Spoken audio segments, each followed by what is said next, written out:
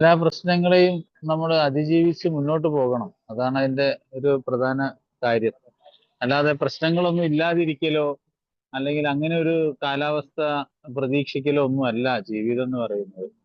നമ്മളെ സംബന്ധിച്ചിടത്തോളം അതെല്ലാം ഉണ്ടാകും, എങ്കിലും ഞാൻ സുബോധവാനായിരിക്കണം. അതവിടെയാണ്. കാലാവസ്ഥ അനുകൂലമായാലും പ്രതികൂലമായാലും എനിക്ക് ഈ വൈകാരികമായ സുബോധവാന്മാരാവുക എന്നുള്ളതല്ല, വൈകാരികമായിട്ട് എനിക്ക് സ്റ്റേബിൾ ആയിട്ട് നിൽക്കാൻ പറ്റണം എന്നുള്ളതാണ്. എന്താ പറയാ, അല്ലെങ്കിൽ ഞാൻ സ്വയം സംതൃപ്തനാകും എന്ന് നമ്മോട് പറഞ്ഞ ആ ഒരു വാചകം. കാരണം എന്താ വെച്ചാല് ഈ ആത്മീയ പദ്ധതിയുടെ ശക്തി കുറച്ചുകൊണ്ട് നമുക്ക് നിൽക്കാൻ വലിയ പ്രയാസമാണ്. അപ്പം അതാണ് നമ്മളുടെ ഇന്നത്തെ വിഷയം, ആത്മീയ പ്രത്യക്ഷ പ്രമാണം എന്ന് നമ്മൾ പറയാൻ കാരണം അതുകൊണ്ടാണ്. കാരണം ഒരുപാട് പുതിയ ആളുകളൊക്കെ ഉണ്ടാവും നമ്മളെ കൂട്ടായ്മയില്. ഞാനും ഒരു ദിവസം പുതിയ ആളായിട്ട് ഇതിൽ വന്ന ഒരാളാണ്. അപ്പൊ ഇന്നിപ്പോ കുറച്ചു കാലമായിട്ട് ഈ കൂട്ടായ്മയിലൂടെ പോകുന്നു എന്നുള്ളൊരു വ്യത്യാസം മാത്രമേ എൻ്റെ ജീവിതത്തിലുള്ളൂ. അതിനുള്ള വ്യത്യാസം എന്ന് പറയുന്നത് പ്രശ്നങ്ങളൊക്കെ നിരവധിയുണ്ട്, പല തരത്തിലുണ്ട്, പല രീതിയിലും ഒക്കെ വരുന്നുണ്ട്. പക്ഷെ അതൊന്നും എൻ്റെ സുബോധാവസ്ഥയെ ഒരു തരത്തിലും അത് ബാധിക്കാൻ പാടില്ല എന്ന ഒരു തീരുമാനം, അതൊരു ഒരു ഒരു ആ ഒരു ദൃഢനിശ്ചയം എൻ്റെ ജീവിതത്തിൽ ഞാൻ എടുത്തിട്ടുണ്ട്. അത് വെറുതെ അങ്ങ് എടുത്തതല്ല. തുടക്കകാലത്തൊക്കെ അങ്ങനെ ഒരു തീരുമാനമായിട്ടൊക്കെ മനസ്സിലാക്കിയെങ്കിലും പിന്നീട് പോകെ പോകെ പോകെ അത് പൂവ് കൊഴിഞ്ഞ് ഒരു കായ് ഉണ്ടാകുന്നത് പോലെ എൻ്റെ ജീവിതത്തിൽ ഉണ്ടായ ഒരു പ്രതിഭാസമാണ്. അതാണ് അതിനെ പറയാൻ പറ്റുന്ന ഒരു കാര്യം. അപ്പം this is not a single night matter എന്ന് പറയും. ഇത് ഒരൊറ്റ രാത്രി കൊണ്ട് സംഭവിക്കുന്ന കാര്യങ്ങളല്ല. ഇതിങ്ങനെ വളരെ സ്ലോ ആൻഡ് സ്റ്റഡി ആയിട്ടുള്ള ഒരു പ്രോസസ്സാണ്, പ്രക്രിയയാണ്. അതായത് ഈ എന്താ പറയാ, excellence it's not an accident എന്ന് പറയും. അതൊരു ഒരു ആക്സിഡന്റ് പോലെ സംഭവിക്കുന്നതല്ല എക്സലൻസ്. അത് ഇറ്റ്സ് എ കണ്ടിന്യൂസ് പ്രോസസ് ആണ്. അത് നിരന്തരമായ തുടർച്ചയായിട്ടുള്ള ഒരു പ്രക്രിയയുടെ ഒരു പര്യവസാനമാണ് നമ്മളുടെ ഈ എക്സലൻസ് എന്ന് പറയുന്നത്, അല്ലെങ്കിൽ അതിന്റെ ആ ഒരു മനോഹാരിത. അപ്പം അങ്ങനെ നമുക്ക് മുന്നോട്ട് പോകാൻ കഴിയണം. അതിനെന്ത് വേണം എന്ന് ചോദിച്ചാല് നമ്മളുടെ മുമ്പിൽ ഒരേ ഒരു ഉത്തരമേ ഉള്ളൂ. മദ്യപാനം നിർത്തണം എന്ന ആഗ്രഹം മാത്രം മതി ആൽക്കഹോളിക് അനോണിമസിൽ ചേരാൻ വേണ്ട ഒരേ ഒരു യോഗ്യത. ശരിയാണ്, അതാണ് നമുക്ക് വേണ്ടത്. അതില്ലാതെ ഒന്നും ചെയ്യാൻ കഴിയില്ല. ഒന്നും എഴുതാതെ എത്ര പൂജ്യം എഴുതിയാലും പൂജ്യത്തിന് വിലയുണ്ടാവില്ല എന്ന് പറഞ്ഞ പോലെ നമ്മളുടെ മുമ്പിലുള്ള ഏറ്റവും പരമപ്രധാനമായ തീരുമാനം അത് ഉള്ളിന്റെ ഉള്ളിൽ നിന്ന്, അതായത് ഹോണസ്റ്റ് ഡിസയർ എന്ന് പറയാം, മനസ്സിന്റെ അഗാധ തലങ്ങളിൽ നിന്ന് നമുക്കത് ഉയർന്നു വരേണ്ട ഒരു പ്രഖ്യാപനമാണ് അത്. അപ്പൊ അങ്ങനെ വരുന്ന ഒരാള്, നമ്മളുടെ ചോദ്യത്തിന്റെ ഉത്തരം തന്നെ അവിടെ ആയി. കാരണം എന്തുകൊണ്ട് എനിക്ക് പലപ്പോഴും വീഴ്ച സംഭവിക്കുന്നു, എന്തുകൊണ്ട് എനിക്ക് കുടി നിർത്തണം എന്നുള്ള ആഗ്രഹം വരുന്നില്ല എന്നൊക്കെ പലരും പല സമയത്തൊക്കെ നമ്മളോട് ചോദിക്കുമ്പോഴൊക്കെ നമ്മളുടെ ഉള്ളിൽ അവരോട് പറയാതെ തോന്നുന്ന ഒരു മറുപടി ഇത്രയേ ഉള്ളൂ: അതിന് അതിശക്തമായ ഒരു ആഗ്രഹം നമ്മളുടെ ഉള്ളിൽ നിന്ന് വരണം. മറ്റൊരാളുടെ പ്രേരണയാലല്ല, സ്വയം നമ്മളുടെ ഉള്ളിൽ നിന്ന് ഒരു വല്ലാത്തൊരു കരച്ചില് പോലെ. അതൊരു രോദനമാണ്. അതൊരു വല്ലാത്തൊരു കുട്ടി അമ്മയെ കാണാതെ കിടന്ന് കരയുന്ന ആ കരച്ചിലും, അമ്മ വന്ന് കുട്ടിയെ എടുക്കുമ്പോൾ കിട്ടുന്ന, കുട്ടിയുടെ ഒരു സ്വാന്തനിപ്പിക്കുമ്പോൾ കിട്ടുന്ന ഒരു ആശ്വാസവും പോലെ ഉരുത്തിരിഞ്ഞു വരുന്ന ഒരു പ്രതിഭാസമാണത്. അപ്പം അത്തരത്തിലുള്ള ഒരു കരച്ചില് നമ്മൾക്ക് വന്നു കഴിഞ്ഞാൽ പിന്നെ ഒരു രക്ഷയുമില്ല. പിന്നെ അവിടെ ഉത്തരം വന്നേ മതിയാകൂ, പരിഹാരം അവിടെ സംഭവിച്ചേ മതിയാകൂ എന്നുള്ളതിൽ യാതൊരു സംശയവുമില്ല. നമുക്ക് ദൈവം ഉണ്ടോ ഇല്ലയോ, അല്ലെങ്കിൽ ആത്മീയത, അതൊക്കെ രണ്ടാമത്തെ വിഷയമാണ്. നമ്മളുടെ ഉള്ളിന്റെ ഉള്ളിൽ നിന്ന് അത്തരത്തിലൊരു തീരുമാനം പുറത്തേക്കൊരു പ്രഖ്യാപനം പോലെ അങ്ങോട്ട് വന്നു കഴിഞ്ഞാൽ അതിനൊരു അതീവ ഘോരമായ ഒരു പ്രകമ്പനം സൃഷ്ടിക്കാൻ അതിന് കഴിയും. പൈലോ കൊയിലൊക്കെ പറഞ്ഞ പോലെ നിങ്ങളുടെ ഹൃദയത്തിന്റെ ഉള്ളിൽ നിന്ന് അങ്ങനെ ഒരു തീരുമാനം എടുത്ത് നിങ്ങൾ അതിനുവേണ്ടി പരിപൂർണമായ നിങ്ങളുടെ മനസ്സും ഹൃദയവും സകല ഇന്ദ്രിയങ്ങളും അതിനുവേണ്ടി നിങ്ങൾ സമർപ്പിച്ചു കഴിഞ്ഞാൽ സൂര്യചന്ദ്രന്മാർ ഉൾപ്പെടെയുള്ള ഈ സമസ്ത മേഖലകളും ഈ ലോകം മുഴുവനും നിങ്ങളുടെ മുകളിൽ പ്രകാശം പരത്തുന്ന. അപ്പം അത് ഒരിക്കലും അനുഭവിച്ച ഒരാളാണ് ഞാൻ. അതുകൊണ്ടാണ് അത് ഇത്രയും നീട്ടി വലിച്ച് ഞാൻ അതിങ്ങനെ വിശദീകരിക്കാൻ ഞാൻ ശ്രമിച്ചത് എന്നുള്ളതാണ്. കാരണം അത്രമാത്രം മരിച്ചു പോകും, അല്ലെങ്കിൽ മരിച്ചാൽ മതി എന്ന് ആഗ്രഹിക്കുകയും മരിക്കാൻ കഴിയുന്നില്ല, ചാവുന്നില്ല എന്നൊക്കെ ഉള്ള ഒരു വല്ലാത്ത ഗതികേടിന്റെ അവസ്ഥയിൽ പെട്ടപ്പോൾ ഒരു വല്ലാത്തൊരു കരച്ചിൽ ഞാൻ കരഞ്ഞു എന്നുള്ളതാണ്. ആ കരച്ചിലിന്റെ ഒരു ഒരു റിസൾട്ടാണ് ഞാനും നിങ്ങളും ഇപ്പൊ ഈ സംസാരിച്ചു കൊണ്ടിരിക്കുന്ന അവസ്ഥ. അപ്പം ആ ഒരു അതിനുശേഷം ഘട്ടം ഘട്ടമായ പല പ്രശ്നങ്ങളും എന്റെ ജീവിതത്തിൽ ഇന്നുണ്ട്. ഞാനിപ്പോ ലൈനിലൊക്കെ പോയി വരികയാണ്. ഒരുപാട് പേയ്മെന്റും പ്രശ്നങ്ങളും കച്ചവടത്തിന്റെ ഇല്ലായ്മയും വല്ലായ്മയും പോരായ്മയും എല്ലാം ഉണ്ട്. അവിടെയൊക്കെ ചിലപ്പോഴൊക്കെ ഞാൻ ശ്രമിക്കും. കുറെയൊക്കെ ശ്രമിച്ചു കഴിഞ്ഞ് പരാജയപ്പെടുമ്പോ അല്ലെങ്കിൽ ഞാൻ അവിടെ പ്രാർത്ഥിക്കും. എനിക്ക് ആ പ്രാർത്ഥന ഞാൻ കൈവിടൂല. കാരണം എന്താ, എനിക്ക് അത് വലിയൊരു ആശ്വാസം തരുന്നു എന്നുള്ളത് കൊണ്ട് സത്യസന്ധമായിട്ട് പറയുകയാണെങ്കിൽ നാളെ നേരം വെളുക്കുന്നത് വരെ എനിക്ക് ഈ ഭൂമിയിൽ യാതൊരു തരത്തിലുള്ള പ്രശ്നങ്ങളും ഇല്ല എന്ന് ഉറച്ചു വിശ്വസിച്ചുകൊണ്ട് എനിക്ക് കിടന്നുറങ്ങാൻ പറ്റും. ആ ഒരു പ്രാർത്ഥന എനിക്ക് തരുന്ന ശക്തി അതാണ്. അപ്പൊ അത്തരത്തിലുള്ള ഒരു ക്രമീകരണം അല്ലെങ്കിൽ ഒരു നിയന്ത്രണം എന്റെ ജീവിതത്തിൽ ഞാൻ പാലിക്കപ്പെടുന്നു. അതാണ് ഇതിന്റെ ഒരു കാര്യം. അപ്പം നിർത്തണം എന്നുള്ള ആഗ്രഹം കൊണ്ട് നമ്മൾ എയിൽ വന്നു, ശരിയാണ്, കുഴപ്പമില്ല, എയിൽ എത്തിപ്പെട്ടു. ഏതൊക്കെയോ സമ്മർദ്ദം കൊണ്ട് ഞാൻ എയിൽ എത്തിപ്പെട്ടു എന്നുള്ളത് ശരിയാണ്. പക്ഷെ ഇതിൽ വന്നപ്പം അറിഞ്ഞോ അറിയാതെയോ എനിക്ക് ഇഷ്ടപ്പെട്ടു, പരിപാടിയൊക്കെ ഇഷ്ടപ്പെട്ടു. എനിക്കിന്ന് ഉദ്ദേശിക്കുന്നത് ഞാൻ ഉദ്ദേശിക്കുന്ന സംബഡി എൽസ് ആർക്ക് വേണമെങ്കിലാവും. അപ്പൊ അവര് ഇഷ്ടപ്പെടുന്നു. പക്ഷെ പ്രതിസന്ധി വീണ്ടും വരുന്ന എവിടെയാ, കുറച്ച് നാളുകൾ കഴിഞ്ഞ് മുന്നോട്ട് പോകുമ്പോൾ പെട്ടെന്നൊരു പിന്നോട്ട് വലി. ഉഫ്, എന്താന്ന് മനസ്സിലാവുന്നില്ല. വലിയൊരു കുളത്ത് കുടുങ്ങിയിട്ട് നമ്മൾ ബാക്കോട്ട് വലിക്കപ്പെടുക.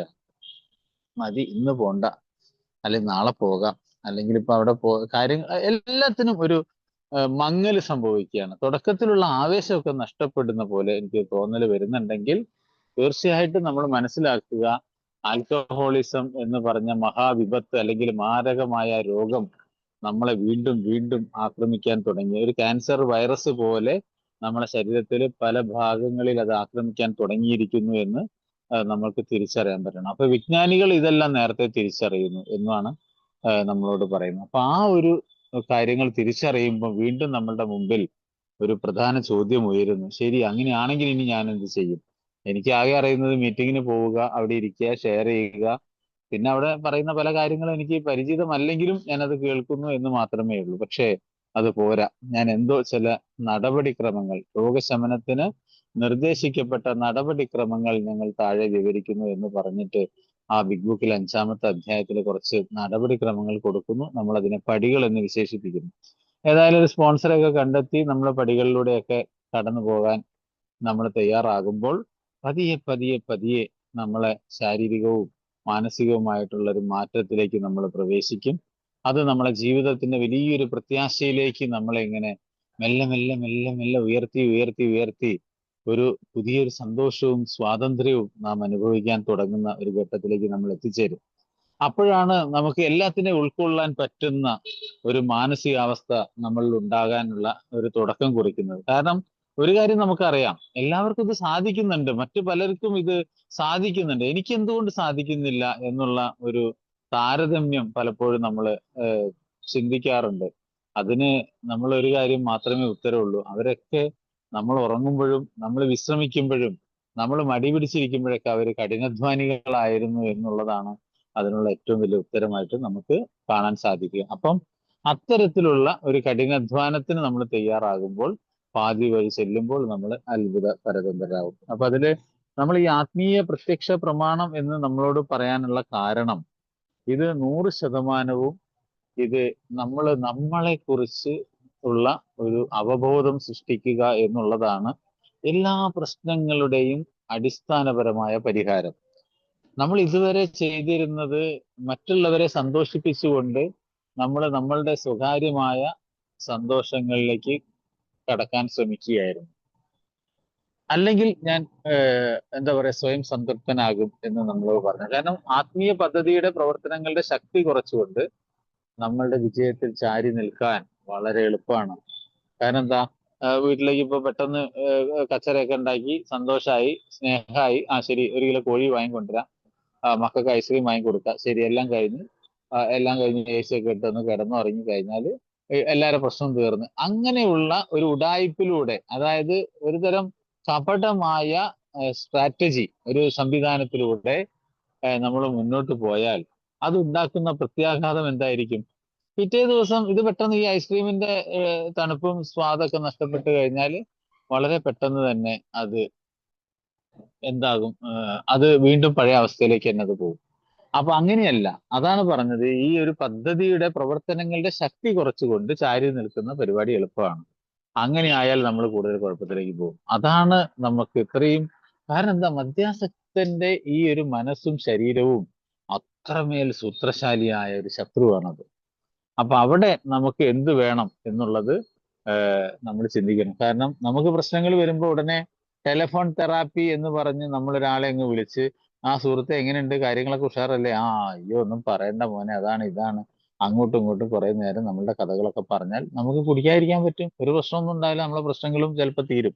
പക്ഷേ അത് ഒരു തരത്തിൽ പറഞ്ഞാൽ അതൊരു താൽക്കാലികമായ ഒരു ശമനം മാത്രമേ അവിടെ നടക്കുകയുള്ളൂ എന്നുള്ളത് നമ്മൾ മനസ്സിലാവും. അല്ലെങ്കിൽ എന്തായിരിക്കും സംഭവിക്കുക?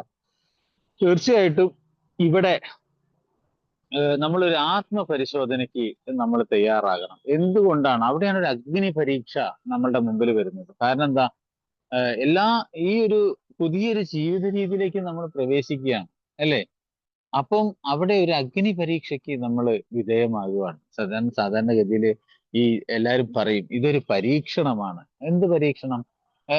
എടോ വീട്ടിൽ പ്രശ്നങ്ങളായി, അസുഖങ്ങളായി, സാമ്പത്തിക പ്രശ്നങ്ങളായി. സാരമില്ലടോ, ഇതൊക്കെ ഒരു പരീക്ഷണങ്ങളാണ്, ദൈവത്തിന്റെ ഒരു പരീക്ഷണങ്ങളാണ്, ഇതെല്ലാം നിങ്ങൾ കടന്നു പോകും എന്നൊക്കെ പറയും നമ്മൾ സർവ്വസാധാരണമായിട്ട്. പക്ഷെ ഞാൻ അതിനെ ഒന്ന് തിരുത്തിക്കൊണ്ട് എനിക്ക് ചിന്തിക്കാൻ പറ്റിയ ഒരു കാര്യം, ഇത് പരീക്ഷണങ്ങളല്ല, ഇതൊരു പരീക്ഷയാണ് എന്ന് എനിക്ക് പലപ്പോഴും തോന്നിയിട്ടുണ്ട്. ഈ പരീക്ഷയുടെ പ്രത്യേകത എന്താ? ഈ പരീക്ഷ എന്ന് പറയുന്നത് നമ്മൾ ചില കാര്യങ്ങളൊക്കെ സ്കൂളിൽ ഇപ്പൊ കൊല്ല പരീക്ഷ, ആനുവൽ എക്സാം ഒക്കെ വരുമ്പം നമ്മൾ പാഠങ്ങളൊക്കെ കൃത്യമായിട്ട് പഠിച്ച് മനസ്സിരുത്തി പഠിച്ചു വെച്ച് കഴിഞ്ഞാൽ ചോദ്യങ്ങൾ ചോദ്യ പേപ്പറിൽ വരുമ്പോൾ കൃത്യമായ ഉത്തരങ്ങൾ നമ്മൾക്ക് എഴുതാൻ കഴിയുന്നു. അതിനെയാണല്ലോ നമ്മൾ പരീക്ഷ എന്നത് കൊണ്ട് അർത്ഥമാക്കുന്നത്. അപ്പൊ അതേപോലെ ആൽക്കഹോളിക് അനോണിമസിലൂടെ നമ്മൾ നിത്യജീവിതത്തിലൂടെ അത് പരിശീലിച്ച് മുന്നോട്ട് പോകുമ്പോൾ ജീവിതത്തിൽ പ്രതീക്ഷിച്ചും അപ്രതീക്ഷിച്ചും ഒക്കെ സംഭവിക്കുന്ന പല കാര്യങ്ങളും നമുക്ക് യഥാവിധി വളരെ ഭംഗിയായിട്ട് അതിനെ മാനേജ് ചെയ്യാൻ പറ്റുന്ന ഒരു തിരിച്ചറിവിലേക്ക് നമ്മളെ എത്തിക്കുന്നതിനെയാണ് ഇവിടുത്തെ എയുടെ പരീക്ഷ കൊണ്ട് നമ്മൾ ഉദ്ദേശിക്കുന്നത്. കാരണം എന്താ? നമ്മൾ പഠിച്ചിരിക്കുന്ന കാര്യങ്ങൾ കൃത്യസമയത്ത് പ്രായോഗികമാക്കുക എന്നുള്ളതാണ് ഇവിടുത്തെ പരീക്ഷ. അപ്പൊ അതിനെ നമുക്ക് വേറൊരു അർത്ഥത്തിൽ പരീക്ഷ എന്ന് വിളിക്കുന്നതാണ് നമുക്ക് നല്ലത്. അപ്പം പുതിയൊരു ജീവിത രീതിയിലേക്ക് നമ്മൾ ധൈര്യത്തോടെ ഇറങ്ങാൻ നമ്മൾ തയ്യാറെടുക്കുകയാണ്. എന്നാലാണ് നമ്മൾ എന്താണ്, പത്താമത്തെ ഒരു പടി, അവിടെയാണ് ഈ ആത്മീയ പ്രത്യക്ഷ പ്രമാണം, പത്താമത്തെ പടിയിലേക്ക് നമ്മൾ എത്തുന്നു. ആ ഒരു പത്താമത്തെ പടി പറയുന്ന ഒരു പ്രഖ്യാപനം എന്താണ്? കാലാവസ്ഥ അനുകൂലമായാലും പ്രതികൂലമായാലും എനിക്ക് ഈ ഒരു വൈകാരിക സന്തുലിതാവസ്ഥ നിലനിർത്തിക്കൊണ്ട് സുബോധാവസ്ഥ നിലനിർത്താൻ എനിക്ക് കഴിയുമോ എന്നുള്ള ഒരു അഗ്നി പരീക്ഷ അപ്പോഴാണ് നമ്മുടെ മുമ്പിൽ വരുന്നത്. അപ്പൊ ഞങ്ങളുടെ മുക്താവസ്ഥ ഇത്തരത്തിൽ നിലനിർത്താൻ കഴിയുമോ? തീർച്ചയായിട്ടും വാഗ്ദാനത്തിലെ ആ ജീവിതത്തിലെ വാഗ്ദാനങ്ങളെല്ലാം ഇങ്ങനെ പതിയെ പതിയെ പതിയെ പൂർത്തീകരിക്കപ്പെടുന്നു. 9 പടികൾ കഴിഞ്ഞാൽ 9th സ്റ്റെപ്പ് പ്രോമിസ് എന്നാണ് നമ്മളെ ഈ 12 വാഗ്ദാനങ്ങളെ പറയുക. അല്ലാതെ ഈ 12 വാഗ്ദാനങ്ങൾ എന്ന് പറഞ്ഞിട്ട് ഒരു പുസ്തകത്തിൽ എഴുതിയിട്ട് മീറ്റിങ്ങിന്റെ അവസാനം വായിക്കുന്നത് മാത്രമല്ല. 9 പടികൾ കഴിഞ്ഞാൽ 10, 11, 12 പടികൾ ഡെയിലി മെയിൻറ്റെയിനിങ് സ്റ്റെപ്പ് എന്ന് പറയും. അതായത് നിത്യേന പരിപാലിക്കപ്പെടാനുള്ള സ്റ്റെപ്പുകളാണ്. അപ്പൊ അതില് നമ്മള് 9 പടികൾ കഴിഞ്ഞാൽ തീർച്ചയായിട്ടും നമ്മളുടെ ജീവിതത്തിൽ ഈ വാഗ്ദാനങ്ങൾ പതിയെ പതിയെ കുറേശ്ശെ നമ്മളുടെ ജീവിതത്തിൽ അത് പൂർത്തീകരിക്കപ്പെടുന്നതായിട്ട് നമുക്ക് തിരിച്ചറിയാൻ പറ്റും. അപ്പൊ പടികളുടെ ഈ ദൈനംദിന പ്രവർത്തനങ്ങളിൽ നമ്മൾ മുന്നോട്ട് പോകുമ്പോൾ ഞാൻ അസ്വസ്ഥനായാൽ എന്താ, ഇല്ലെങ്കിൽ എന്താ? നമ്മൾ അസ്വസ്ഥനായിട്ടുണ്ടെങ്കിൽ എന്താണ് അതിന്റെ പ്രശ്നം? അതിന്റെ ആ ഒരു കാരണം, മൂലകാരണം എന്റേതാണ്, എന്റെ പ്രശ്നമാണ്. കാരണം ഞാൻ ജനിക്കുമ്പം നിത്യശുദ്ധ ബുദ്ധമുക്ത സ്വരൂപനായിട്ട് ജനിച്ചൊരു വ്യക്തിയാണ്. ഇപ്പൊ ഏതൊരു വ്യക്തിയും, അയാൾക്കൊരു മോശപ്പെട്ട വ്യക്തിക്ക് ഒരു നല്ല കാലം ഉണ്ടായിരുന്നു, ഉറപ്പല്ലേ, ഇല്ലേ? അയാൾ കുഞ്ഞായിരിക്കുന്ന സമയത്ത് അയാൾ വളരെ സുന്ദരനും എന്താ പറയുക, സത്യസന്ധനും കളങ്കപ്പെടാത്ത ഒരു മനുഷ്യനായിരുന്നു അയാൾ എന്നുള്ളത് നമുക്കറിയാം. പക്ഷെ അയാൾ ഏതൊക്കെയോ മലീനസമായ കാര്യങ്ങളിലൂടെ അയാൾ ഒരു വൃത്തിഹീനമായ അവസ്ഥയിലേക്ക് അയാൾ എത്തിപ്പെട്ടു. അപ്പൊ ഏതൊരു കാര്യത്തിനും അയാള് മറ്റൊരു ഭാഗം അവിടെ ഉണ്ട് എന്ന് പറയുന്നത് പോലെ ഞാൻ അസ്വസ്ഥനാകുന്നു, ആയിരിക്കുന്നു എന്ന് ഞാൻ തിരിച്ചറിഞ്ഞിട്ടുണ്ടെങ്കിൽ അതിന്റെ ഒരു പ്രത്യക്ഷ പ്രമാണം എന്താ? അതിന് എനിക്ക് എന്തോ ഒരു കുഴപ്പമുണ്ട്, അത്രേ ഉള്ളൂ. ഇപ്പൊ ഒരു ബുദ്ധന്റെ അടുത്ത് ഒരാൾ വന്നിട്ട് ഒരുപാട് അങ്ങ് ഒച്ചയിട്ട് സംസാരിച്ചു, നീ അങ്ങനെയാണ്, നിങ്ങൾ എങ്ങനെയാണ്, നിങ്ങൾ ഒന്നിനും കൊള്ളൂല, നിങ്ങൾ ഒരു പൊട്ടനാണ്, അങ്ങനെയാണ് ഇങ്ങനെയാണെന്നൊക്കെ ഒരുപാട് തെറി പറഞ്ഞു ബുദ്ധന്റെ അടുത്ത് വന്നിട്ട് ഒരു ശിഷ്യനാവാം ആരോ ആവട്ടെ. അപ്പൊ ബുദ്ധൻ എന്ത് ചെയ്തു? ആ ബോധിവൃക്ഷത്തിന്റെ ചുവട്ടിൽ നിശബ്ദനായിരുന്നുകൊണ്ട് ധ്യാനിച്ചിരുന്നുകൊണ്ട് അദ്ദേഹം നിശബ്ദനായിട്ടിരുന്നു.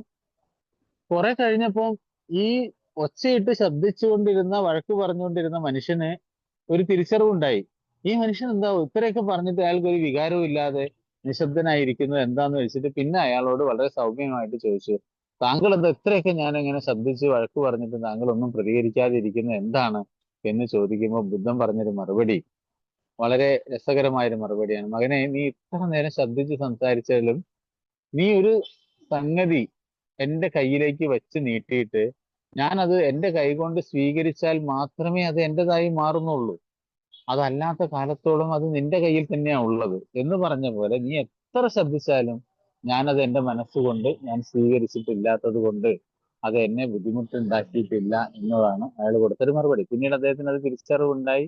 അങ്ങനെ വലിയൊരു ഏഹ്, ഏഹ്, മാറ്റം അദ്ദേഹത്തിന് സംഭവിച്ചു എന്നാണ് കഥയുടെ ചുരുക്കം. അപ്പൊ ഞാൻ പറഞ്ഞു വരുന്നത്, ഇത്തരം ഒരു മാനസികാവസ്ഥയിലേക്ക് നമ്മൾ മാറണമെങ്കിൽ നമ്മളിൽ ഒരു ശുദ്ധീകരണ പ്രക്രിയ നടക്കേണ്ടതുണ്ട്. വലിയൊരു അളവിലല്ലെങ്കിലും സാമാന്യം ഭേദപ്പെട്ട ഒരു ശുദ്ധീകരണ പ്രക്രിയ നമ്മളിൽ നടക്കണം. കാരണം എന്താ? ആ ഒഴിഞ്ഞ പാത്രത്തിലേക്ക് എന്തെങ്കിലും നിറയ്ക്കാൻ കഴിയുകയുള്ളൂ. നിറഞ്ഞിരുന്ന പാത്രത്തിലേക്ക് പിന്നെ നമ്മൾ എന്ത് നിറയ്ക്കാനാ? ഒന്നും നിറയ്ക്കാൻ പറ്റില്ല. അവിടെയാണ് നാലാമത്തെ പടിയും പത്താമത്തെ പടിയും തമ്മിലുള്ള ഒരു പാരസ്പര്യം നമുക്ക് കാണാൻ സാധിക്കുക. കാരണം ഒരു ശുദ്ധീകരണം നമ്മൾ നടത്തേണ്ടതുണ്ട്. അപ്പം അത്തരത്തിലൊരു കീറി മുറിച്ചിട്ടുള്ള ഒരു ശുദ്ധീകരണം നടത്തുമ്പോൾ നമുക്ക് പല സംഗതികളിലും നമുക്ക് നിശബ്ദത പാലിക്കേണ്ടതായിട്ട് വരും. കാരണം എന്താ? എല്ലാത്തിന്റെയും സ്വാർത്ഥതയായിരുന്നു എന്റെ പ്രശ്നങ്ങളുടെ മൂല കാരണം. Resentment is the number one enemy of alcoholics എന്ന് പറയും.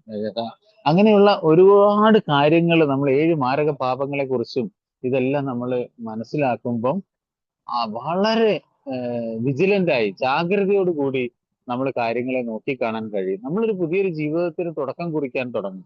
ആളുകൾ പലപ്പോഴും നമ്മളെ കുറ്റം പറയും, ന്യായീകരിക്കും. പലപ്പോഴും നമ്മളെ നല്ലത് പറഞ്ഞ ആളുകൾ പിന്നെ മോശമാക്കി പറയും. അപ്പൊ ഇതൊക്കെ സംഭവിക്കുമ്പോഴും ഞാൻ ഇതിനെയൊന്നും കൂടുതലായിട്ട് അതിനെ എന്താ പറയാ പരിഗണിക്കുന്നില്ല എന്നുള്ളൊരു സമഭാവനയിൽ എനിക്ക് ഉൾക്കൊള്ളാൻ പറ്റണം. പറ്റിയാൽ ഞാൻ ആത്മീയപരമായിട്ട് അത്യാവശ്യം ശക്തിയുള്ളവനാണ് എന്ന് എനിക്ക് സമ്മതിക്കാൻ പറ്റും. അപ്പൊ ഇത്തരത്തിലുള്ള ഒരു അവസ്ഥയിലേക്ക് നമ്മളുടെ സുബോധാവസ്ഥ കൊണ്ടുപോകാൻ കഴിയണം. അവിടെയാണ് പുതിയൊരു സന്തോഷവും സ്വാതന്ത്ര്യവും ഒക്കെ ഞാൻ നേരത്തെ പറഞ്ഞ മാതിരി വാഗ്ദാനങ്ങൾ എൻ്റെ ജീവിതത്തിൽ പൂർത്തീകരിക്കുന്നതായിട്ട് എനിക്ക് തോന്നി തുടങ്ങും. അപ്പൊ ഇത് പടികളിലൂടെ നമ്മൾ പഠിച്ചുകൊണ്ടിരിക്കുന്ന കാര്യം. മറ്റൊരു വ്യക്തി തെറ്റ് ചെയ്തിട്ടുണ്ടാകാം, എന്നാലും എന്റെ വികാരങ്ങളെയാണ് ഞാൻ കൈകാര്യം ചെയ്യേണ്ടത്, അല്ലേ? വേറെ ആളുകൾ ചിലപ്പോൾ പലതും പറയും. ഇപ്പൊ ഈ കഴിഞ്ഞ കുറച്ച് ദിവസങ്ങളായിട്ട് എല്ലാവർക്കും അറിയാം, ഒരു ട്രസ്റ്റിയുടെ തെരഞ്ഞെടുപ്പ് നടന്നു, ഞാൻ അതിലൊരു ഭാഗമായി.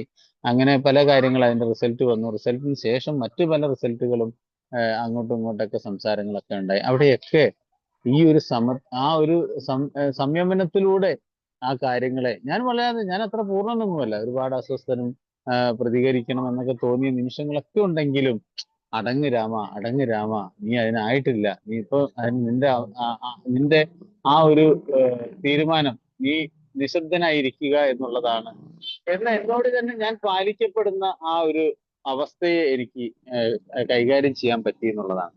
അപ്പം ആ ഒരു വികാരങ്ങളെയാണ് ഞാൻ കൈകാര്യം ചെയ്യേണ്ടത്, അല്ലാതെ വിചാരങ്ങളെയല്ല. നമ്മൾ എപ്പോഴും പറയും, തീരുമാനം എടുക്കുമ്പോൾ നമ്മൾ മനസ്സിലാക്കേണ്ട ഒരു കാര്യം, നിങ്ങളുടെ ആ വികാരങ്ങളെ നിങ്ങൾക്ക് മാന്യമായിട്ട് കൈകാര്യം ചെയ്യാൻ പറ്റിയിട്ടില്ലെങ്കിൽ പലപ്പോഴും വലിയൊരു പരാജയത്തിലേക്ക് നമ്മൾ എത്തിച്ചേരും എന്നുള്ളതാണ് നമുക്ക് തരുന്നൊരു മുന്നറിയിപ്പ്. അപ്പം മുറിവേറ്റവനായിരിക്കുമ്പോഴും തുടർച്ചയായി ഇതിന്റെ കാരണം എന്നിൽ ഞാൻ അന്വേഷിക്കുകയും എൻ്റെ തെറ്റുകളെ കണ്ടെത്തി തിരുത്തുകയും ചെയ്യേണ്ടതുണ്ട്. കാരണം എനിക്ക് പലപ്പോഴും മുറിവുകൾ സംഭവിക്കും, അപകടങ്ങൾ സംഭവിക്കും. പക്ഷെ ഞാൻ അസ്വസ്ഥനാകേണ്ട കാര്യമില്ല. കാരണം നേരത്തെ പറഞ്ഞ മാതിരി പരീക്ഷയിലാണ്, പരീക്ഷണങ്ങളിലല്ല, പരീക്ഷയിലാണ്. കാരണം ഒരു ഉദാഹരണം പറഞ്ഞാല്, എൻ്റെ ജീവിതത്തിലെ വലിയൊരു കാര്യമായിരുന്നു ഒരു വിവാഹം.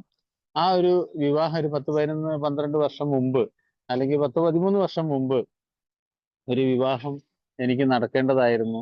അത് ആ നടക്കുന്നതിന്റെ തൊട്ട് തലേ ദിവസം വിവാഹം കഴിക്കുന്ന പെൺകുട്ടി വേറൊരാളുടെ കൂടെ വിവാഹം കഴിച്ചു പോവുകയും ആ കല്യാണം നടക്കാതെ പോവുകയൊക്കെ ചെയ്ത ഒരു ദുർഗതി അഭിമുഖീകരിച്ച ഒരാളാണ് ഞാൻ.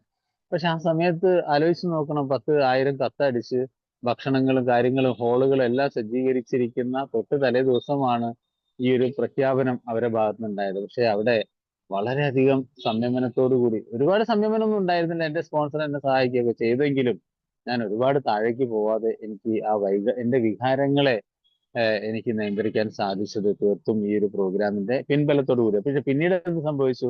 പിന്നീട് ഒരു 4-5 വർഷത്തിന് ശേഷം ബാംഗ്ലൂരിൽ നിന്ന് ഒരു സുഹൃത്ത് ഇതേ പ്രശ്നത്തെ അഭിമുഖീകരിച്ചപ്പോൾ അയാൾക്ക് അതിശക്തമായ ഒരു പിൻബലം, അല്ലെങ്കിൽ അയാൾക്ക് ഒരു സപ്പോർട്ട് കൊടുക്കാൻ എന്റെ അനുഭവങ്ങൾ, നമ്മളുടെ കഴിഞ്ഞുപോയ കാലഘട്ടത്തെ അനുഭവങ്ങൾ എങ്ങനെ മറ്റൊരാളുടെ നന്മയ്ക്കായി വിനിയോഗിക്കാം എന്ന് ഞങ്ങൾ കരുതുന്നു എന്ന് പറയുന്ന ഒരു വാഗ്ദാനത്തിന് എനിക്ക് അനുഭവിക്കാൻ പറ്റിയെന്നുള്ളതാണ്.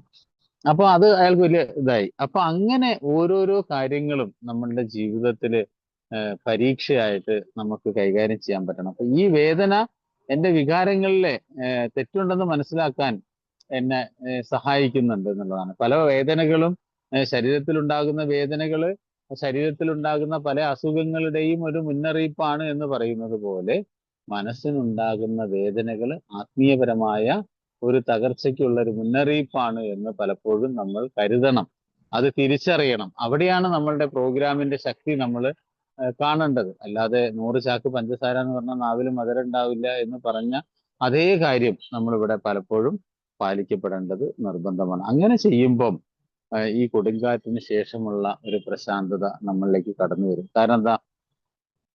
അവിടെ ആത്മീയ അഭിവൃദ്ധിയുടെ ഉരകല്ലാണ് എന്ത്? ഒരു താൻ പറയുന്നത് എന്തെന്ന് ബോധവാനായ ഒരു മനുഷ്യൻ. ഞാൻ പറയുന്നതിന് എനിക്കൊരു വ്യക്തതയുണ്ട്, അല്ലാതെ എന്തെങ്കിലും ചാടിക്കേറി പറയുകയല്ല. ഞാൻ പറയുന്ന കാര്യത്തിനെ കുറിച്ച് എനിക്ക് നല്ല വ്യക്തതയുണ്ട്. ഞാൻ ഇപ്പൊ നിങ്ങളോട് സംസാരിക്കുമ്പോൾ എന്റേതായിട്ടുള്ള അനുഭവങ്ങളും എന്റെ പരാജയങ്ങളും എന്റെ പ്രശ്നങ്ങളെയാണ് ഞാൻ നിങ്ങളോട് പറയുന്നത്. അതിലെനിക്ക് വളരെ വലിയ വ്യക്തതയുണ്ട്. അപ്പൊ അത്തരം വ്യക്തതയോടുകൂടി നമ്മൾ സംസാരിക്കുമ്പോൾ അതൊരു ആത്മീയ അഭിവൃദ്ധിയുടെ ഉരകല്ലായിട്ട് അത്തരം അനുഭവങ്ങൾ മാറും. ഇത് ഇത് വലിയൊരു പ്രഖ്യാപനമാണ്. അപ്പൊ നമ്മൾ എയിൽ എത്ര അംഗങ്ങൾക്ക് ഇത് പരസ്പരം പറയുമ്പം എത്ര ഹൃദയഭേദകമായ, അല്ലെങ്കിൽ അത്രമാത്രം അവരോട് ഹൃദയപൂർവ്വം നമുക്ക് യോജിക്കാൻ പറ്റും എന്ന് നമുക്ക് മനസ്സിലാക്കാൻ പറ്റും. കാരണം നമുക്ക് അവരോട് യോജിക്കാൻ പറ്റും. കാരണം അത്രമാത്രം മാനസിക പിരിമുറുക്കങ്ങളുടെ മൂർധന്യാവസ്ഥയിൽ വളർച്ച എന്നുള്ളത് വളരെ വേദനാജനകമായ ഗ്രോയിങ് പെയിൻ, ഒരു ഗ്രോയിങ് പെയിൻ എന്ന് പറയും, വളർച്ചയുടെ വേദനകൾ. അത് അത്ര നിസ്സാരമല്ല. അത് ചിലപ്പം വലിയ വേദനകൾ നമ്മൾ നൽകേണ്ടതായിട്ട് വരും. അത് തെറ്റല്ല. കാരണം അത്രമാത്രം നമ്മൾ അനുഭവിക്കേണ്ടി വന്ന ഒരാളുകൾ. അപ്പം ഒരു സ്വാർത്ഥതയിൽ നിന്ന് നിസ്വാർത്ഥതയിലേക്ക് നമ്മൾ സഞ്ചരിക്കണമെങ്കിൽ എത്രമാത്രം വേദനാജനകമാണെങ്കിലും നമ്മളത് അനുഭവിക്കേണ്ടിയിരിക്കുന്നു. കാരണം അത് ഒരു ആന്തരികമായൊരു മാറ്റം നമ്മൾക്ക് കൈവരിക്കണമെങ്കിൽ അത്തരത്തിലുള്ള ഒരു അസാധാരണമായ ഒരു നീക്കം, വേദന നമ്മൾ അനുഭവിക്കണം. അപ്പൊ അതാണ് ആൽക്കഹോളിക് അനോണിമസ് പ്രോഗ്രാം നമ്മൾ പഠിപ്പിച്ചു തരുന്ന ഒരു പാഠം. കാരണം പ്രശാന്തത ഉണ്ടാകണമെങ്കിൽ എന്താണ്? ഒരു സുബോധത്തിന് വേണ്ടത് എന്താ? സുബോധത്തിന് വേണ്ടത് നമ്മളുടെ മദ്യപാനത്തിന്റെ ദുരന്തപൂർണമായ അനുഭവങ്ങളിലൂടെയുള്ള ഒരു കടന്നുപോക്കാണ്. കാരണം എനിക്ക് സുബോധം വേണം, കുടിക്കാതിരിക്കണം എന്നുള്ള. പക്ഷെ പ്രശാന്തതയ്ക്ക് വേണ്ടത് എന്താ? മാറ്റുവാൻ പറ്റാത്തവയെ സ്വീകരിക്കാനുള്ള പ്രശാന്ത മനസ്ഥിതി. ആ ഒരു പ്രശാന്ത മനസ്ഥിതിക്ക് വേണ്ടത് എന്താ? വൈകാരികമായ ഒരു തകർച്ചയുടെ അനുഭവത്തിലൂടെയുള്ള ഒരു കടന്നുപോക്ക് നമുക്ക് ആവശ്യമുണ്ട്. വൈകാരികമായ തകർച്ച. എനിക്ക് വയ്യ, എനിക്ക് കുടിക്കാതിരുന്നാ പോരാ ഭഗവാനെ, അല്ലെങ്കിൽ ദൈവമേ എനിക്ക് ജീവിക്കണം, എനിക്ക് സ്വസ്ഥത വേണം, എനിക്ക് കിടന്നാൽ ഉറക്കം വരുന്നില്ല, രാവിലെ നെറ്റി ഉണർന്നു കഴിഞ്ഞാൽ ഞാൻ പിന്നെ അങ്ങോട്ടും ഇങ്ങോട്ടും ഓടി നടക്കുന്നു. അത്തരത്തിലുള്ള ആ ഒരു അവസ്ഥയിൽ നിന്ന് എനിക്കൊരു മാറ്റം വരണമെന്ന് ഒരുവൻ ചിന്തിക്കുമ്പോൾ അയാൾ ശരിയായ പാതയിലേക്ക് സഞ്ചരിക്കുകയാണ്. കാരണം അവിടെ ആ വൈകാരിക തകർച്ച അയാൾ അനുഭവിക്കുമ്പോൾ അയാൾക്ക് പ്രശാന്തത അയാൾക്ക് കൈവരിക്കാനുള്ള അതിശക്തമായ ഒരു തുടക്കം അയാളിൽ ഉണ്ടാകുന്നു. അതാണ് ഏറ്റവും വലിയ ആ ഒരു കാര്യം. അപ്പൊ ഇങ്ങനെ ഒരു മാനസിക പിരിമുറുക്കങ്ങളുടെയും ആ അസുഖകരമായ ആ ഒരു രീതികളിലൂടെയൊക്കെ തരണം ചെയ്തു പോകുന്ന ഒരാൾക്ക് ആത്മീയ പുരോഗതി അയാൾക്ക് കൈവരിക്കാൻ ഒരുപാട് സാധ്യതകൾ അയാളുടെ മുമ്പിൽ തുറന്നു വരികയാണ്. അപ്പൊ അങ്ങനെ വരുമ്പോൾ തീർച്ചയായിട്ടും അയാൾക്ക് എന്ത് വേണം? അയാൾക്ക് ആവശ്യമായ ഒരു വെട്ടിയൊരുക്കൽ അയാൾക്ക് ആവശ്യമുണ്ട്. കാരണം അത് ഒരു പൂന്തോട്ടത്തില് നല്ലൊരു പൂന്തോട്ടം സൂക്ഷിക്കുന്ന ഒരു കാവൽക്കാരൻ അല്ലെങ്കിൽ അതിന്റെ ജോലിക്കാരന്റെ പണി എന്താ? അയാൾക്ക് അതിനെ വെട്ടി ഒരുക്കണം പലപ്പോഴും. കാരണം എന്താ, പൂന്തോട്ടത്തിലെ ചെടികൾ നനച്ചും വെട്ടി ഒരുക്കിയും സമയം ചെലവഴിക്കാൻ ഞാൻ ഇഷ്ടപ്പെടുന്നു. എന്റെ പൂന്തോട്ടം എന്താ? എന്റെ ജീവിതമാണ്, എന്റെ കുടുംബമാണ്. നമ്മൾ എല്ലാ ജോലികളും ചെയ്ത് കഴിഞ്ഞ് വീട്ടിലേക്ക് കടന്നു വരുന്ന നമ്മൾക്ക് ആ വീട് എന്ന സ്വർഗം, അവിടെ ഒരു ശാന്തമായ ഒരു അന്തരീക്ഷമല്ല എന്നുണ്ടെങ്കിൽ നമുക്ക് എന്ത് സുബോധാവസ്ഥയും എന്ത് പറഞ്ഞിട്ടും കാര്യമില്ല. നമ്മളൊരു നരകത്തിന്റെ അവസ്ഥയിലേക്ക് നമ്മൾ കടക്കും. അപ്പൊ അതുകൊണ്ട് തന്നെ അവിടെ ഒരു എന്താണ് അവിടെ ഇതിന് പലപ്പോഴും നമ്മളെ DRലൊക്കെ പറയുന്ന ഒരു ഉദാഹരണമുണ്ട്. ഒരു പൂന്തോട്ടത്തിലെ ആളുകൾ ആ ചെടിയില് ചിലപ്പോൾ വെട്ടി മാറ്റുമ്പോൾ പൂക്കളുള്ള ശിഖരങ്ങൾ വരെ, അതിന്റെ കൊമ്പുകൾ വരെ വെട്ടി മാറ്റപ്പെടുമ്പം ഒരാൾ ചോദിക്കുക, എത്ര മനോഹരമായ പൂക്കളെയാണ് താങ്കൾ വെട്ടി മാറ്റുന്നത്, ആ പൂക്കളെ കാണാൻ എന്തൊരു ഭംഗിയാണ് എന്നൊക്കെ പറയുമ്പം അയാൾ പറയുന്ന ഒരു മറുപടി, നീ പറയുന്നത് എനിക്ക് മനസ്സിലാവും, പക്ഷേ ആവശ്യമല്ലാത്തവയെല്ലാം വെട്ടി മാറ്റിയാലേ ചെടികൾക്ക് ശക്തിയും കരുത്തും ലഭിക്കുകയുള്ളൂ എന്നുള്ളത് നമുക്ക് മനസ്സിലാക്കാൻ പറ്റണം. ആ ഒരു അവസ്ഥയാണ് പലപ്പോഴും നമ്മളുടെ ജീവിതത്തിൽ നമ്മൾക്ക് തോന്നും, ഈശ്വര എന്തൊരു വലിയ നഷ്ടമായി പോയി, അത് ലഭിച്ചി ലഭിച്ചിരുന്നെങ്കിൽ എനിക്ക് അങ്ങനെ ആകുമായിരുന്നു, ഇങ്ങനെ ആകുമായിരുന്നു എന്നൊക്കെ നമ്മൾ പറഞ്ഞുകൊണ്ട് വിലപിക്കുന്ന, സ്വയം സഹതപിക്കുന്ന എത്രയെത്ര നിമിഷങ്ങൾ നമ്മളുടെ ജീവിതത്തിൽ ഉണ്ടാകുന്നു. അവിടെയെല്ലാം നമ്മൾ ഒരു കാര്യം മനസ്സിലാക്കുക, ഇതിനേക്കാളും ശക്തമായ ആ ശാഖകളിലൂടെ, ശിഖരങ്ങളിലൂടെ പുതിയ പൂക്കൾ എൻ്റെ ജീവിതത്തിൽ ഉണ്ടാകുമെന്നുള്ള വലിയൊരു പ്രത്യാശ നമ്മൾക്ക് നിലനിർത്താൻ കഴിയുക എന്നുള്ളത് വലിയൊരു ആത്മീയ പുരോഗതിയുടെ ഒരു വലിയ ഒരു പ്രമാണമായിട്ട് നമ്മളോട് പറയുന്നത്. അപ്പൊ പ്രോഗ്രാമിനെ കുറിച്ച് ഓർത്ത് എത്രമാത്രം വേദന അനുഭവിച്ചിട്ടാണ് നാം വളരുന്നത് എന്ന് നമ്മൾ എന്താ പറയാ, ദൈവത്തോട് പ്രാർത്ഥിക്കുന്നു. കാരണം എന്നെ എങ്ങനെ വേണമെങ്കിലും, എൻ്റെ നന്മയുടെയും തിന്മയുടെയും അധിപൻ അങ്ങായിരിക്കണമേ എന്ന് നമ്മൾ 7ാമത്തെ പടിയിൽ നമ്മൾ പ്രാർത്ഥിച്ചിട്ടുണ്ട്.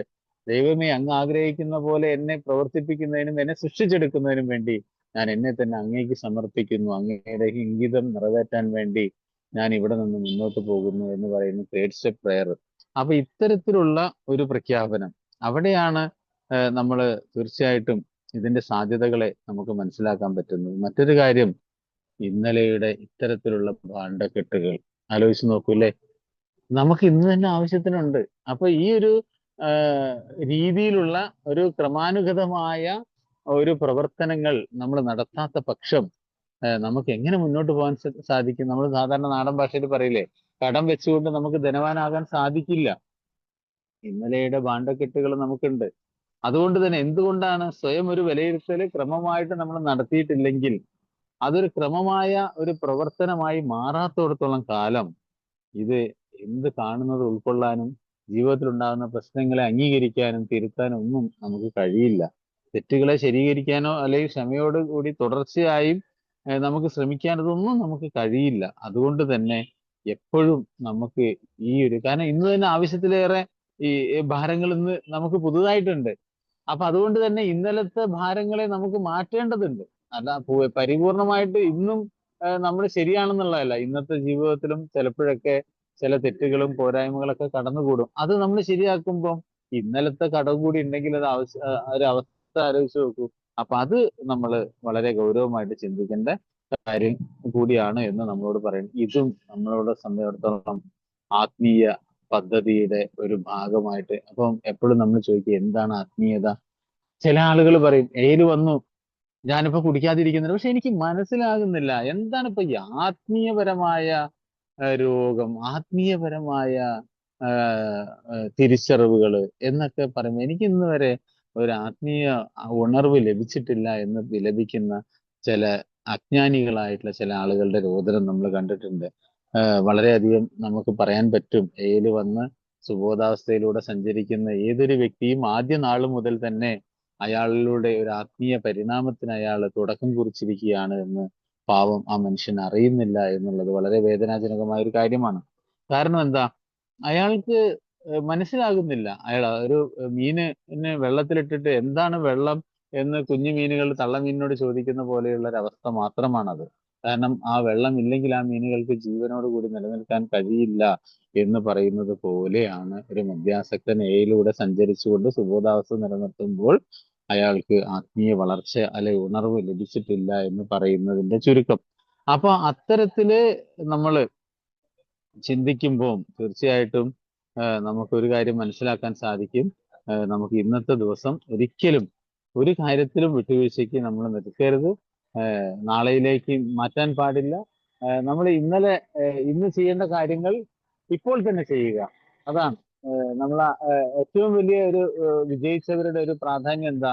നമ്മൾ നാളെ ചെയ്യേണ്ട കാര്യങ്ങൾ ഇന്ന് ചെയ്തു തീർക്കാനുള്ള ഒരു ജാഗ്രത നമ്മളുടെ ജീവിതത്തിൽ കൊണ്ട് നടക്കുക എന്നുള്ളതാണ് ഏറ്റവും പ്രധാനപ്പെട്ട ഒരു കാര്യം. അപ്പം ഏതായാലും അങ്ങനെയൊക്കെ ഉള്ള ഒരു അവസ്ഥയിലൂടെ നമ്മൾ കടന്നു പോകുമ്പോൾ നമുക്ക് എന്തോ ഒരു കുഴപ്പം. നമ്മളുടെ മനസ്സ് വിശാലമാക്കുക. ഞാൻ എപ്പോഴും പറയുന്ന ഒരു ഉദാഹരണമുണ്ട്. ബുദ്ധന്റെ കഥ തന്നെയാ പറയാം. ബുദ്ധന്റെ അടുത്ത് ഒരാൾ വന്നിട്ട് പറഞ്ഞു, എനിക്ക് ഒരുപാട് പണമുണ്ട്, ഒരുപാട് സൗകര്യങ്ങളും എല്ലാം ഉണ്ട് എനിക്ക്, പക്ഷെ എൻ്റെ മനസ്സിന് യാതൊരു സമാധാനവും ഇല്ല ഗുരു, എന്തെങ്കിലും ഒരു പോംവഴി എനിക്ക് പറഞ്ഞു തരണം എന്ന് പറയുമ്പോൾ അദ്ദേഹം ആ കാണിച്ച ഒരു ഒരു ഒരു ഒരു രീതി, ഒരു അകത്ത് പോയിട്ട് ഒരു ഗ്ലാസ് വെള്ളം എടുത്തു കൊടുത്തിട്ട് അതിലേക്ക് ഒരു പൊതി ഉപ്പും കയ്യിൽ കൊടുത്തിട്ട് അദ്ദേഹത്തോട് പറയണം, നിങ്ങൾ ആ ഒരു ഉപ്പ് ആ ഗ്ലാസ്സിലെ വെള്ളത്തിൽ ഇട്ടിട്ട് കലക്കിയിട്ട് കുടിക്കാൻ പറയുമ്പോൾ ആ മനുഷ്യന് കുടിക്കാൻ പറ്റാതെ അദ്ദേഹം തുപ്പിക്കളയുന്ന ഒരു അവസ്ഥ. എന്നിട്ട് അദ്ദേഹം പറയും, എനിക്കിത് കുടിക്കാൻ പറ്റുന്നില്ല, ഛർദ്ദിച്ചു പോകുന്നു എന്ന് പറയുമ്പോൾ ആ മനുഷ്യനെയും കൈ പിടിച്ച് കൂട്ടി കൊണ്ട് ദൂരെ ദൂരെ നടന്ന് ഒരു അരുവിയുടെ അടുത്ത് എത്തിയപ്പോൾ വീണ്ടും മടിയിൽ നിന്ന് അതേ അളവിലുള്ള ഒരു ഉപ്പെടുത്ത് അദ്ദേഹത്തിന്റെ കയ്യിൽ കൊടുത്തിട്ട് പറഞ്ഞു, ആ അരുവിയിൽ പോയി ആ ഉപ്പ് അതിൽ കലക്കിയിട്ട് കുറച്ച് വെള്ളം കുടിച്ചു നോക്കാൻ പറഞ്ഞു. അദ്ദേഹം അതുപോലെ ചെയ്തു, ഒരുപാട് വെള്ളം കുടിച്ചു വന്നു. ചോദിച്ചപ്പോൾ എങ്ങനെയുണ്ടെന്ന് വെച്ചപ്പോ ഇപ്പൊ എനിക്ക് കുഴപ്പമില്ല, നന്നായിട്ട് വെള്ളം കുടിക്കാൻ പറ്റി എന്ന് പറയുന്ന ഗുരുവിന്റെ ചോദ്യത്തിന്റെ ഉത്തരം അയാൾ നൽകി എന്നുള്ള. അപ്പോഴാണ് ഗുരു പറയുന്നത്, ഈ ഉപ്പ് പോലെയുള്ളൂ മകനെ നിന്റെ പ്രശ്നങ്ങളെല്ലാം. ഇവിടെ മാറ്റം എന്തിനാ സംഭവിച്ചത്? വെള്ളത്തിന് മാത്രമാണ് ഇവിടെ മാറ്റം സംഭവിച്ചത്, ഉപ്പിനൊരു മാറ്റവും ഉണ്ടായില്ല. ഇതുപോലെയാണ് നിന്റെ മനസ്സിന് മനസ്സിന്റെ ആ ഒരു വിശാലമായ ആ അവസ്ഥയിലേക്ക് നിന്റെ മനസ്സിനെ നീ മാറ്റിയെടുത്തു കഴിഞ്ഞാൽ ഈ പ്രശ്നങ്ങളൊക്കെ അതിലൊന്നും ഇല്ലാതെയായി തീരുന്നത് പോലെ നിനക്ക് തോന്നും എന്ന് പറഞ്ഞു കൊടുക്കുന്ന ഒരു മനോഹരമായ ഒരു കഥ. അപ്പൊ ഇതുപോലെയാണ് ആൽക്കഹോളിക് അനോണിമസിൽ വന്നിട്ട് എല്ലാവരെയും നമുക്ക് മാറ്റാൻ കഴിയില്ല. മാറ്റാൻ പറ്റുന്നവയും മാറ്റാനുള്ള ധൈര്യം എന്ന് പറയുന്നത് ഞാൻ എന്നെ തന്നെ മാറ്റിമറിക്കുക എന്നുള്ളതാണ്. അപ്പൊ തീർച്ചയായിട്ടും നമ്മൾ നമ്മളെ തന്നെ മാറ്റിമറിക്കാനുള്ള ഒരു പ്രഖ്യാപനത്തിലേക്ക് നമ്മൾ പോകണം. നമ്മളെങ്ങനെയാ നമ്മൾ മാറ്റിമറിക്കുക? ആദ്യമായിട്ട് എനിക്ക് എന്തൊക്കെയാണ് പ്രശ്നങ്ങൾ എന്നുള്ളത് ഞാൻ കണ്ടെത്തണം. അതാണ്, എനിക്ക് ഭയമുണ്ടോ, എനിക്ക് ദേഷ്യമുണ്ടോ, എനിക്ക് പകയുണ്ടോ, അസൂയയുണ്ടോ, എനിക്ക് അമിതമായ കാമാസക്തി ഉണ്ടോ, എല്ലാ കാര്യങ്ങളും എനിക്കുണ്ടെങ്കിൽ അതിനെയെല്ലാം ഈ എന്താ പറയാ, ഒരു ശില്പത്തെ ഒരു കല്ലിൽ നിന്ന് പുറത്തേക്ക് എടുക്കുന്നത് പോലെ അനാവശ്യമായ ഭാഗങ്ങളെല്ലാം വെട്ടിമാറ്റി വെട്ടിമാറ്റി വെട്ടിമാറ്റി വെട്ടിമാറ്റി ഒരു മനോഹരമായ ഒരു ശില്പം രൂപപ്പെടുന്നത് പോലെ ആൽക്കഹോളിക് അനോണിമസിലൂടെ നമ്മൾ നമ്മളെ തന്നെ ഇങ്ങനെ മാറ്റത്തിന് വിധേയമാക്കിക്കൊണ്ടിരിക്കണം. അപ്പൊ ആ ഒരു രീതിയിലേക്ക് നമുക്ക് പോകാൻ കഴിഞ്ഞാൽ തീർച്ചയായിട്ടും അതിനെന്ത് വേണം? അതിനൊരു ഡെയിലി ഇൻവെന്ററി, പ്രതിദിന വിലയിരുത്തലുകൾ നമ്മൾ നടത്തണം, അല്ലേ? തെറ്റുകൾ ചെയ്യുമ്പോഴെല്ലാം നമുക്ക് ഉടനെ സമ്മതിക്കുക എന്നുള്ളതാണ് നമ്മളുടെ ഡെയിലി ഇൻവെന്ററി ആയിട്ട് നമ്മളോട് പറയുന്നത്. കാരണം സുബോധ ജീവിതത്തിലെ ഏറ്റവും നമുക്ക് എന്താ ഉത്സാഹത്തോടു കൂടി സമീപിക്കാൻ വേണ്ടി എന്ത് വേണം? പുതിയ സുഹൃത്ത് ബന്ധങ്ങൾ ഉണ്ടാകണം. നമുക്ക് മറ്റു മനുഷ്യരില്ലാതെ നമുക്ക് ജീവിക്കാൻ കഴിയില്ല, അല്ലേ? ഉറപ്പല്ലേ? ഇത് മനുഷ്യന് മാത്രമുള്ള ഒരു പ്രത്യേകതയാണ്, മറ്റു ജീവികൾക്ക് അതില്ല. ഒരു ജീവി ഇപ്പൊ എന്റെ വീട്ടിലൊക്കെ ഞാൻ എപ്പോഴും പറയുന്ന പോലെ വീട്ടിൽ നിറയെ പശുക്കളും ആടുകളൊക്കെ ഉള്ള ഒരു കാലഘട്ടത്തിലാണ് എന്റെ ചെറുപ്പകാലം എന്റെ കുടുംബത്തിൽ കടന്നു പോയത്. അപ്പൊ അതുകൊണ്ട് തന്നെ വീട്ടിൽ പലപ്പോഴും ഈ ആടുകൾ പ്രസവിക്കും, പശു പ്രസവിക്കും, അങ്ങനെയുള്ള ഒരുപാട് പശുക്കിടാവൊക്കെ ഉണ്ടാവും. അപ്പൊ ഇതൊക്കെ കൗതുകത്തോടു കൂടി നോക്കി നിന്നുകൊണ്ട് അത് ഒരു ഒരു മണിക്കൂർ കൊണ്ട് കൊണ്ട് തന്നെ ഈ ആട്ടിൻകുട്ടികളും പശുക്കുട്ടികളൊക്കെ തുള്ളിച്ചാടി ആ അമ്മ പശുവിന്റെ അടുത്ത് പോയിട്ട് പാല് കുടിക്കുന്ന മനോഹരമായ കാഴ്ച, പ്രകൃതി തന്ന അനുഗ്രഹീതമായ ഒരു കാഴ്ചയൊക്കെ പലപ്പോഴും ഞാൻ കണ്ട് മതി മറന്നിട്ടുണ്ട്. അപ്പൊ ഞാനിങ്ങനെ ആലോചിക്കുകയാണ്, ഒരു കുഞ്ഞിന് അമ്മ ജന്മം കൊടുത്തു കഴിഞ്ഞാൽ, ഒരു മനുഷ്യ കുഞ്ഞിന് ജന്മം കൊടുത്തു കഴിഞ്ഞാൽ, ഞാൻ എൻ്റെ മകനെ, എനിക്കിപ്പോ അടുത്ത 1.5 വർഷം മുമ്പാണ് എനിക്കൊരു കുഞ്ഞുണ്ടായത്. അപ്പൊ എൻ്റെ ഭാര്യ ആ കുഞ്ഞിനെ ഏറ്റുവാങ്ങുമ്പോൾ എനിക്ക് തൊടാൻ പോലും പേടിയായിരുന്നു. അപ്പൊ എത്ര ദിവസം കഴിഞ്ഞിട്ടാണ് ആ കുട്ടിയെ ഒന്ന് എനിക്ക് എടുക്കാൻ പറ്റിയത്. അതുകൂടാതെ 28ഉം 56ഉം 90ഉം കഴിഞ്ഞു ആ ഒരു ഏതാണ്ട് ഒരു 6 മാസമൊക്കെ കഴിഞ്ഞപ്പോഴാണ് ആ കുട്ടിയുടെ തലയൊന്ന് കുറയ്ക്കാനായിട്ട് ഒരു അവസരം ഉണ്ടായത്. അപ്പൊ ഇങ്ങനെ മറ്റു മനുഷ്യരുടെ, ഒരുപാട് മനുഷ്യരുടെ താങ്ങും തണലും തലോടലും ഇല്ലായിരുന്നെങ്കിൽ നമ്മളൊന്നും ഇന്നൊരു മനുഷ്യനെ പോലെ ഈ ഭൂമിയിൽ ഉണ്ടാവില്ല, എന്നോ മൺമറഞ്ഞു പോയിട്ടുണ്ടാവും. അപ്പൊ അതുകൊണ്ട് തന്നെ പുതിയ സുഹൃത്ത് ബന്ധങ്ങൾ, ഞാൻ ഇവിടെ പറഞ്ഞു വന്നത് എന്താ വെച്ചാൽ, മറ്റു മനുഷ്യരുടെ സഹായങ്ങളില്ലാതെ നമുക്കൊരിക്കലും ഭൂമിയിൽ ജീവിക്കാൻ കഴിയില്ല. ആ സൗഹൃദ ബന്ധം, കേടുപാടുകളൊക്കെ നീക്കണം. എങ്ങനെയാ നമുക്ക് നല്ല സുഹൃത്തുക്കൾ ഉണ്ടാവുക എന്നുള്ളത് വെച്ചാൽ, ആ സുഹൃത്ത് ബന്ധങ്ങളിൽ ഉണ്ടാകുന്ന അകൽച്ചകളൊക്കെ ക്രിയാത്മകമായിട്ട് നമുക്ക് പ്രശ്ന പരിഹാരത്തിലൂടെ നമുക്ക് കടന്നു പോകണം. അതൊരു വല്ലാത്ത ജീവിതം വളരെ ആസ്വാദികരമായ ഒരു അവസ്ഥയിലേക്ക് നമുക്ക് ആസ്വദിക്കാൻ പറ്റും. കാരണം അതല്ലെങ്കിൽ നമ്മളുടെ ജീവിതം വലിയൊരു നഷ്ടത്തിലേക്കും നാശത്തിലേക്കും നമ്മൾ കൊണ്ടുപോയി തള്ളിവിടും. അപ്പം ഈ ഒരു പ്രതിദിന വിലയിരുത്തലുകൾ നമ്മൾക്ക് നടത്തിക്കൊണ്ട് നമുക്ക് പോകാൻ കഴിയണം. കാരണം ഇതൊന്നും ചെയ്യാതെ ഇരുന്ന് കഴിഞ്ഞാൽ എന്ത് സംഭവിക്കും? എന്തിനാ നമ്മൾ ആത്മീയപരമായിട്ട് നമ്മൾ ജീവിക്കുന്നത്? വേറെ ഒന്നുമല്ല, ഈ പ്രകൃതി, ഒരു കപ്പല് ഒരു കടലിലൂടെ, ഇപ്പൊ ഉദാഹരണം പറഞ്ഞ ടൈറ്റാനിക് കപ്പലിനെ പറ്റി നമുക്കറിയാലോ, ഇല്ലേ? ടൈറ്റാനിക് കപ്പൽ എന്ന് പറയുമ്പോൾ ലോകത്ത് തന്നെ വളരെ പേര് കേട്ട അതിശക്തമായ ഒരു കപ്പലാണെന്നാണ് നമ്മൾ പൊതുവെ കേട്ടത്. അപ്പൊ ആ ടൈറ്റാനിക് കപ്പലിലെ കപ്പിത്താന് മുമ്പിൽ ഒരു ഐസിന്റെ ഒരു ഒരു ഒരു മലയുടെ ഒരു അഗ്രം കണ്ടപ്പോൾ അദ്ദേഹം അതിനെ എന്താണ് പറഞ്ഞത്? ഓ, ഇതെത്ര വലിയ കാര്യമാണോ! ലോകത്ത് തന്നെ എത്രയും വലിയ ഒരു കപ്പലിനെ സംബന്ധിച്ചിടത്തോളം ഒരു മഞ്ഞുമലയുടെ ഒരു അഗ്രം എന്ന് പറയുന്ന ഒരു ചെറിയൊരു ടിപ്സ് ഓഫ് ദി ഐസ്ബർഗ് എന്നാ പറഞ്ഞത്. അതൊന്നും ഒരു പ്രശ്നമല്ല എന്ന് അവഗണിച്ചുകൊണ്ട് ധിക്കാരത്തോടു കൂടി, അമിതമായ ആത്മവിശ്വാസത്തോടു കൂടി സഞ്ചരിച്ച ടൈറ്റാനിക് കപ്പല് ആ വലിയൊരു മഞ്ഞുമലയിൽ തട്ടി നിലം പരിശായി എല്ലാവരും, എത്രയോ ആളുകൾ മരിക്കുന്ന ഒരവസ്ഥയിലേക്ക് ചരിത്രത്തിൽ രേഖപ്പെടുത്തി.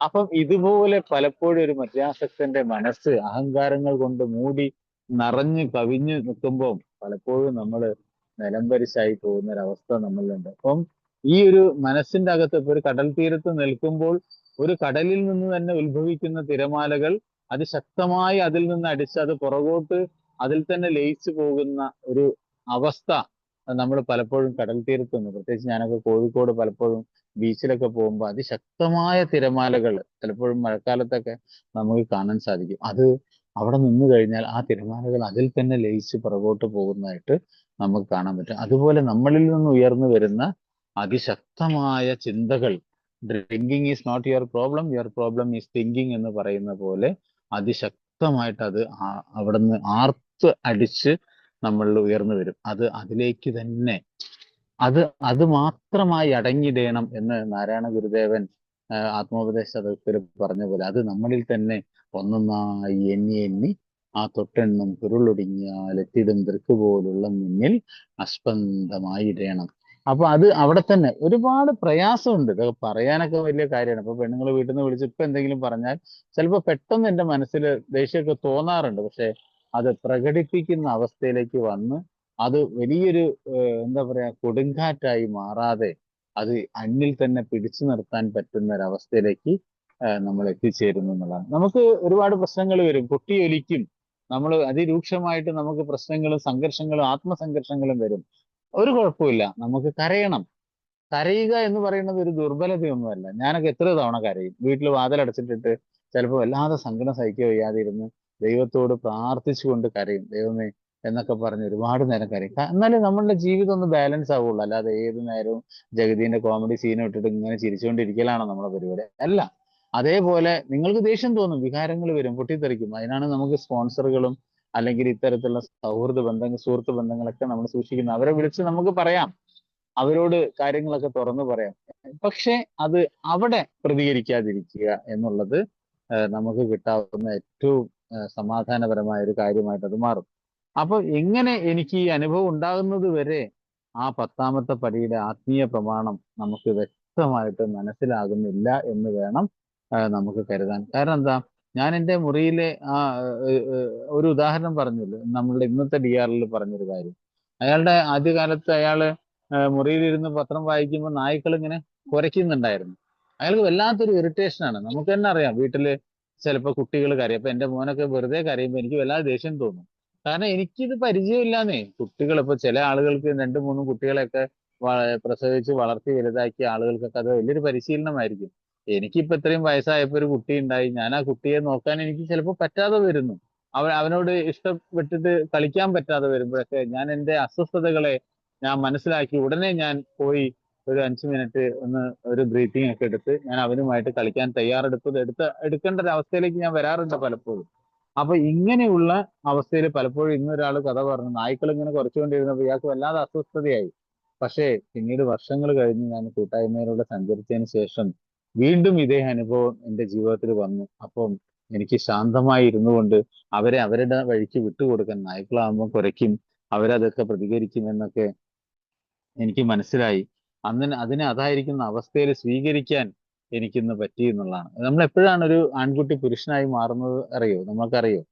അയാളെ ജീവിതത്തിൽ ഉണ്ടാകുന്ന എല്ലാ പ്രതിസന്ധികളെയും അതായിരിക്കുന്ന അവസ്ഥയിൽ അയാൾക്ക് സ്വീകരിക്കാനും, ഇതെല്ലാം താൽക്കാലികമായിട്ടുള്ള ഇത് എന്താ പറയാ അനിശ്ചിതത്വം നിലനിൽക്കുന്നതാണ് ഈ കാണുന്നതൊക്കെ എന്ന് അയാൾ പരിപൂർണമായിട്ട് അയാൾ സ്വീകരിക്കുന്ന ഒരവസ്ഥ അയാളിൽ വരുമ്പം ഒരു ആൺകുട്ടി ഒരു പുരുഷനായിട്ട് പരിണമിക്കും.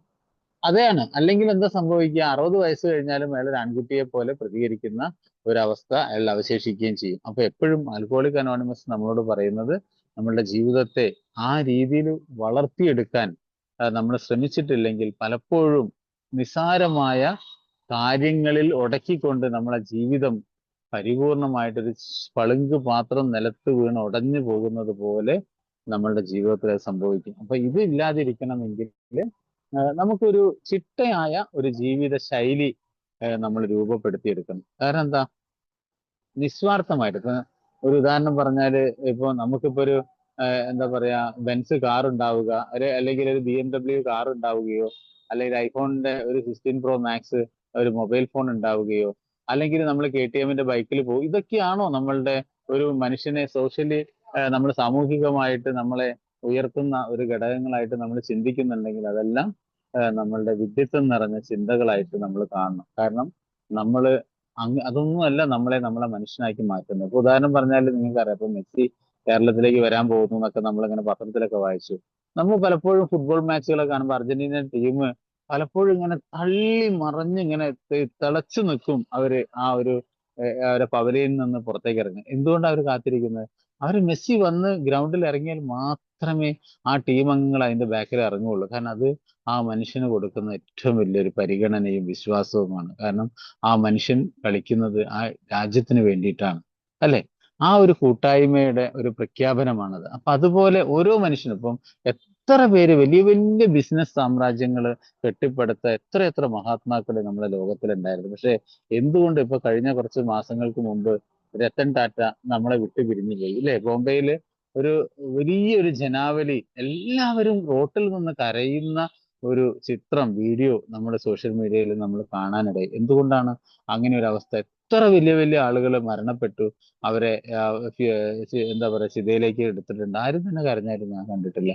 പക്ഷെ ഈ മനുഷ്യന് വേണ്ടി എത്രയോ പേര് രാവും പകലും കിടന്ന് ആ ബോംബെ നഗരം മുഴുവനും ഒരു ശോകമൂകമായ ഒരു അന്തരീക്ഷത്തിലേക്ക് പോയത് നമ്മൾ കണ്ടു. എന്തുകൊണ്ട്? ആ മനുഷ്യൻ ഒരിക്കലും അയാൾക്ക് വേണ്ടി ആയിരുന്നില്ല അയാൾ ജീവിതം മാറ്റിവെച്ചിരുന്നത്. അയാൾ ഈ ഒരു സമൂഹത്തിനും ഈ രാജ്യത്തിനും വേണ്ടിയിട്ടായിരുന്നു അയാളുടെ തൊഴിൽ നടത്തിയെന്നുള്ള. അപ്പൊ അങ്ങനെയുള്ള ചില മഹാത്മാക്കളുടെ ജീവിതത്തിൽ നിന്ന് നമുക്ക് ചില പാഠങ്ങൾ പഠിക്കാനുണ്ട് എന്നുള്ളത്. ആൽക്കഹോളിക് അനോണിമസിൽ അത്ര കറതീർന്ന ഒരു ആത്മീയപരമായ ഒരു ജീവിത രീതി പടുത്തുയർത്താൻ നമുക്ക് സാധിക്കും. അത്രയൊന്നും വേണമെന്നില്ല.